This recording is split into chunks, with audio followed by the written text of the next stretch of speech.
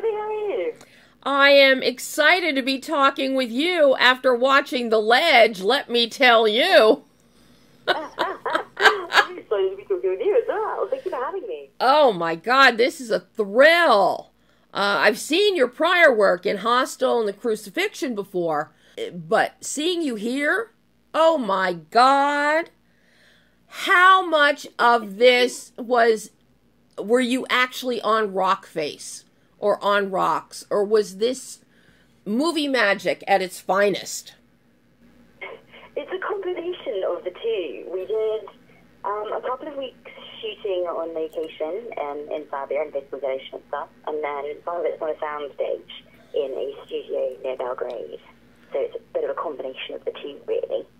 Now, did you have to, because even if this is on a soundstage, this is still a physically demanding role, playing Kelly.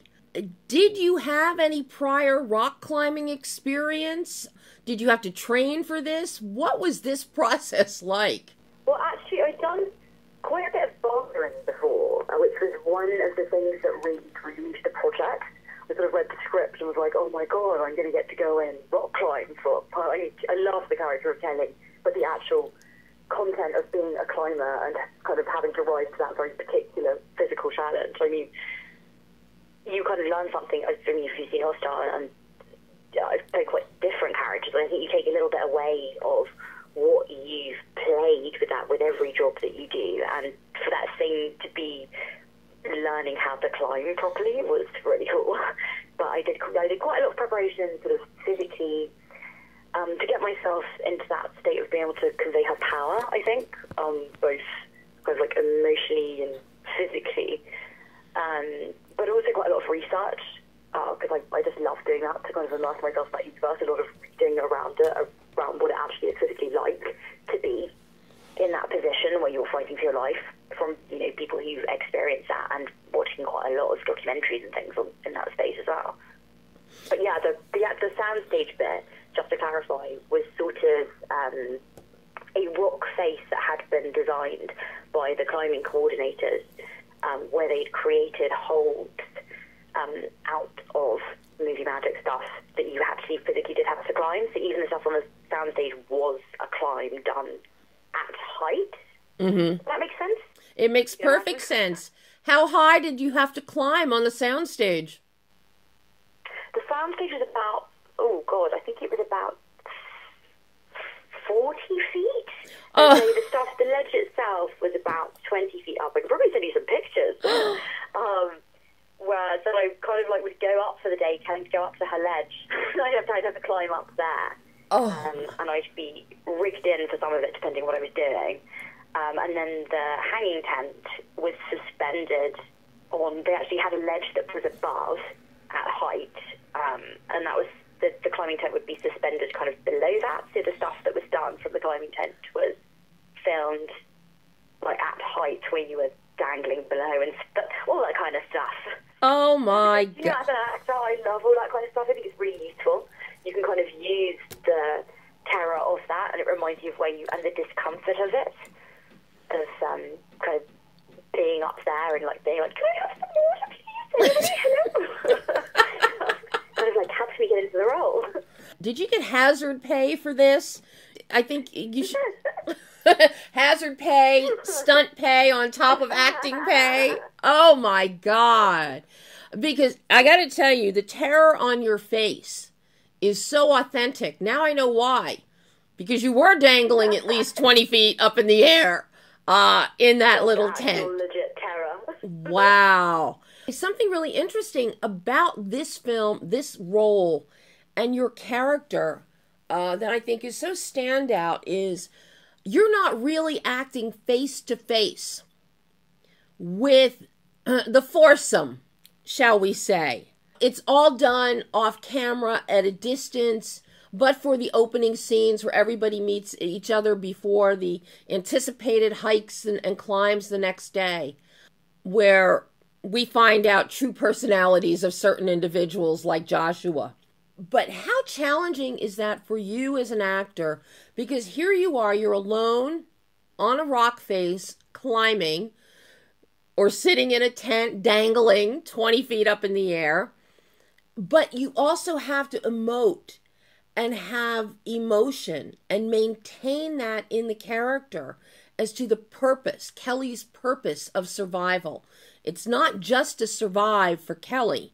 It's to survive for justice, for her friend.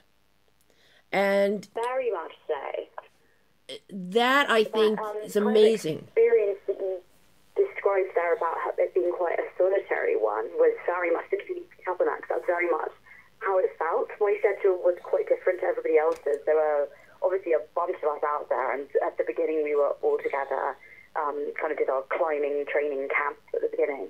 And a lot of their scenes were obviously shot together. That was quite a shared experience with a lot of camaraderie that went with that. And obviously I had kind of my opening set up with Annie, who plays Sophie. But even within that, I think Kelly's so locked into her own grief that she is very isolated anyway. A lot of the dialogue that she has at the beginning is about her kind of trying to come out of that and trying to... She's doing this thing to kind of overcome and survive for herself, kind of even before she enters this situation with Joshua. So it's quite natural for her, I think, that she is a very tacit character anyway, that is very isolated and separate. For her, I think that has probably been her life for the last couple of years, since losing Luca. She's so caught up in her own grief and I think the deafening silence of that. So for her, it's about overcoming that to survive emotionally, in order to kind of unlock that part of her brain that allows her to solve the problem of being able to survive. And of course you have these kind of huge, big guys who I guess you don't realise until as the film sort of evolved, and Joshua starts to betray them one by one, and not necessarily all on the same team, but they physically are so dominant over her. Like, they have brute force, don't they? They have all of the gear and everything. And all that she has is the resources available to her, which is her brain power, isn't it, really? Obviously her superior climbing skill, but also her ability to outwit them, to outrun them, to outsmart them. But I think in order to be able to unlock that within herself, she has to find her own motivations for survival, doesn't she? Which is kind of that humor, that revenge, but also her coming to that kind of resolution within herself that she wants to survive for herself as well, to kind of make something of her life in the way that Luca was unable to. And it's like when she has that moment of lucidity, I think she's suddenly able to reach victory, I guess. Or figure out what she can do, how she's going to survive. Yeah, with like the kind of increasingly limited resources available to her as well. Poor Kelly. She's losing rope. She's losing grappling hook. She's got nothing. She loses her chalk bag. There goes the bottle of water down to the ground. I mean, poor Kelly. She's there. She's literally got nothing until a goodwill gesture from Reynolds. And I have to say, I love that scene on the side of the mountain between you and Nathan Welch as Reynolds.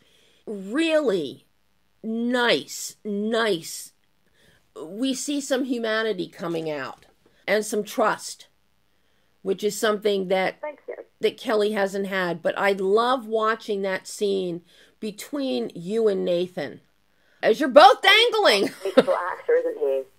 I was really impressed by him. Really impressed by his performance. Was it beneficial for you in getting into character to not be with the guys during this, really there on screen with them, because it really helped you with isolation?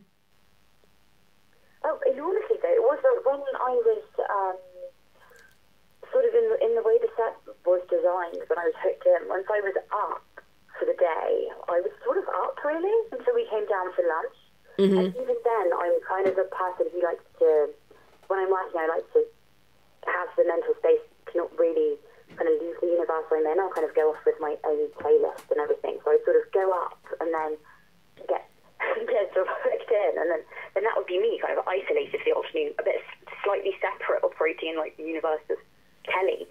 And as you say, when I had that moment when I did get to act opposite somebody else, kind of eye to eye, having that connection and getting to work with somebody as fantastically talented as him. And I think it's that moment with him that allows Kelly to realise that there is humanity, that there is something worth living for. Mm-hmm. His experience was such cruelty.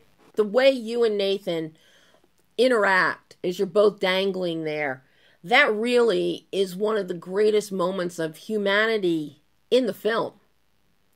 And it's very easy to see that as a tipping point for Kelly. That is a big tipping point for her. And that scene just stands out so strongly for me. After everything we've watched Kelly endure during this climb.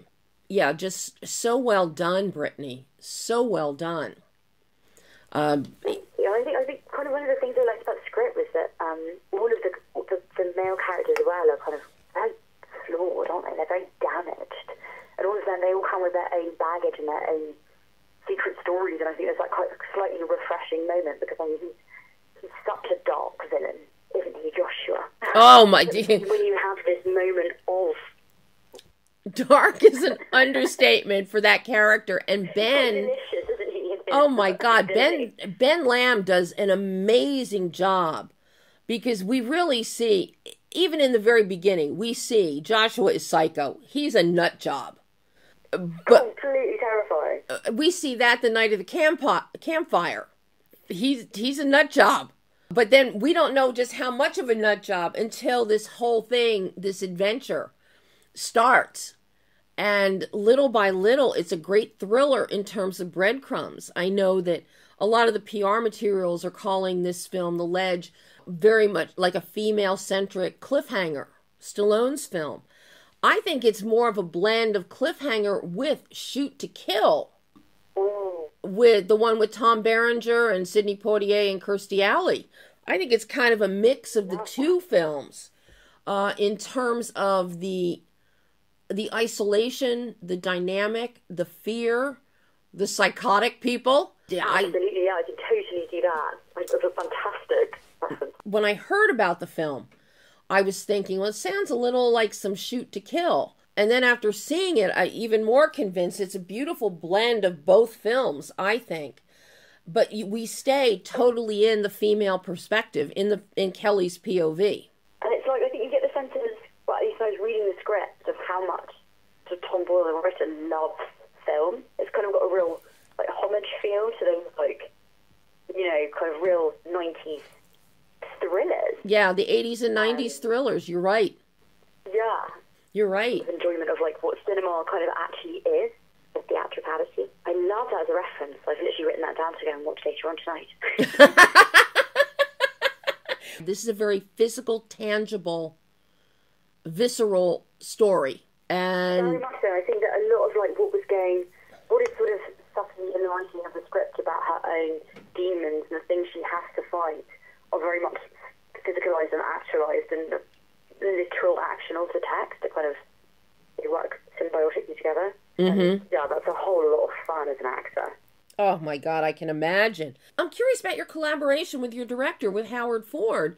What kind of director was he with this role? It's an action film. And because of 20 feet, 40 feet, climbing walls, even though you're rigged in at times, how many takes? Was he like a multi-take kind of director? Was it one take, one and done?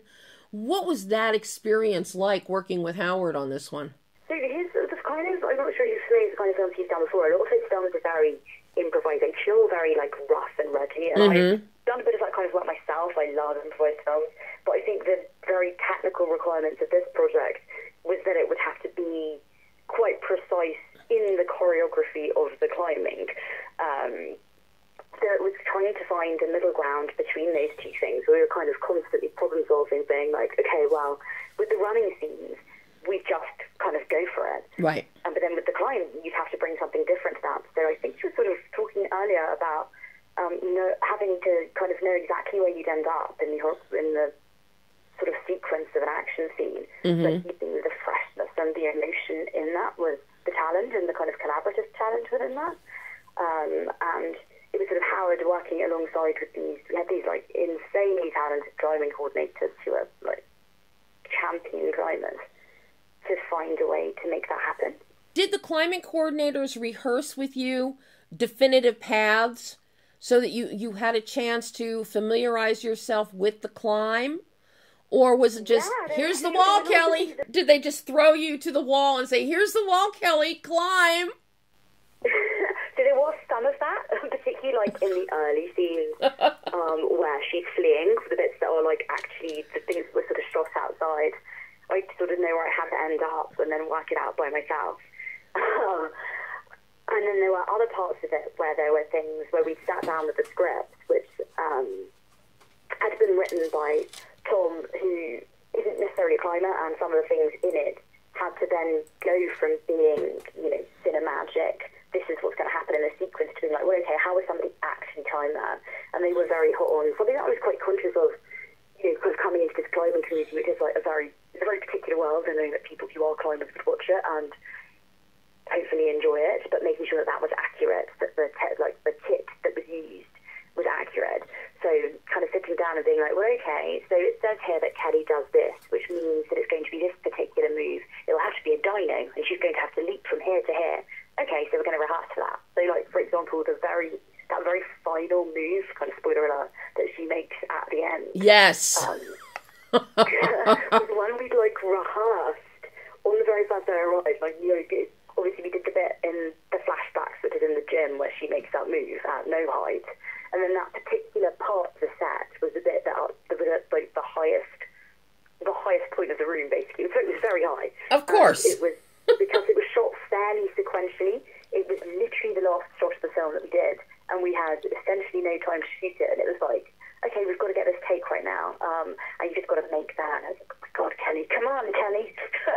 So, like, things like that were very particularly kind of trained for and aimed for, and thank God she did, because it would have been so sad if she just tumbled to her death at the end of the film, wouldn't it? It would have been worse if Brittany tumbled down to the floor. There was always that danger. This is so fun, Brittany, but I got one last question for you. I'm really curious. What is it that speaks to you as an actor that draws you to roles? Is it directors, scripts? What is it that draws you in and then keeps you going so that you tackle roles like this and give everybody vertigo? I'm really curious because not too many actors would take on a role like this. So I'm curious about what does draw you into a project, into a role, the script, the director, the dynamics, and then what keeps you going from one role to the next. Well, I think for me, filming is kind of like my Neverland. It's my place where I'm naturally a very curious person, a person who likes to learn and to continually be feasting on new things. I will never ever stop feeling wonder, I guess, for the storytelling process, whether that's, reading, writing, devouring scripts, and going to art galleries and things. And every time I get to play a role that's in a world that's different to my own, I get to live as that person for a short period of time and take something away from them. So if that's a new skill set that I get to learn, that is an amazing gift, particularly often with the caliber of people you get to work with on films. So, like, with Hostel, I got to do a lot of training for that, and I did a film just before I shot The Ledge where I got to spend a month horse riding, which is obviously a dream come true. And so for Kelly, the kind of climbing element of that, but also and going away and kind of the research is what I love.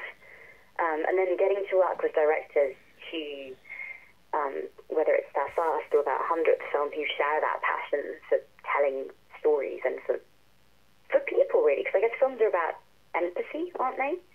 About getting to step into somebody else's shoes and do that. For isn't it the best job in the world? to get to live so many lives, I think. I think you're right.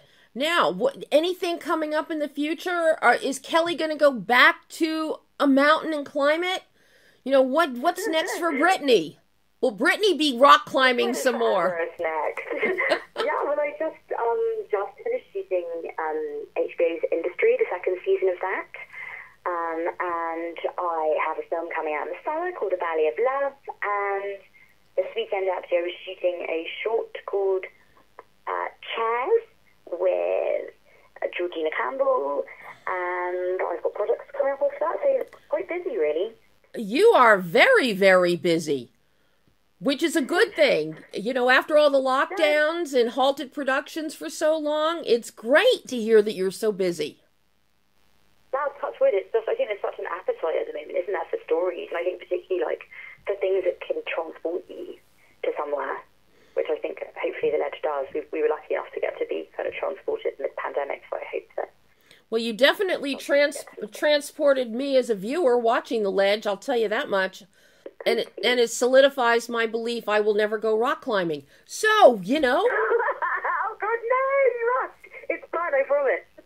Yeah. I'm better to make people now. Yeah, absolutely.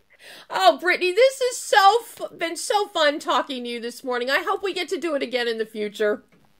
Yeah, me too. I've had a blow-off. Thank you. Brittany, thank you so much, and I look forward to the next time.